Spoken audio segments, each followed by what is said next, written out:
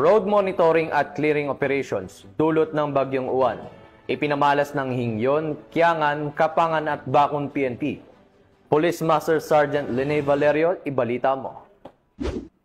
Kabayanihan ng mga kapulisan ng Benguet muli na naman ipinamalas dahil sa Bagyong Uwan kung saan sila ay nagsagawa ng road clearing operations at monitoring nito lamang ikasampo hanggang ngayon, ika-11 ng Nobyembre taong kasalukuyan. Sa itugon, nilinis ng mga pulis ang mga natumbang sanga ng puno, bato at iba pang sagabal sa kalsada na dulot ng nasabing bagyo sa iba't ibang barangay upang matiyak ang ligtas na pagdaan ng mga motorista. Sa Kapangan, nagsagawa ng palilinis ng mga tauhan ng Kapangan MPS kasama ang Kapangan Municipal Disaster Risk Reduction at Management Office sa Barangay Datakan at Barangay Central.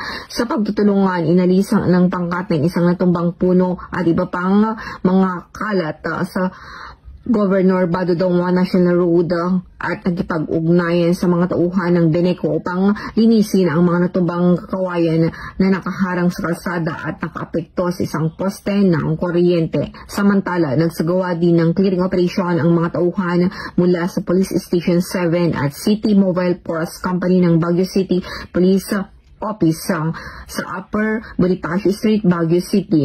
Nitong araw, ang operasyon ay sinagawa sa pagkipagtulungan ng Bureau of Fire Protection at ng Benguet Electric Cooperative. Mula dito sa yung BNN correspondent, Police Master Sergeant Lagay ng batas, pagkataguyod ng balitang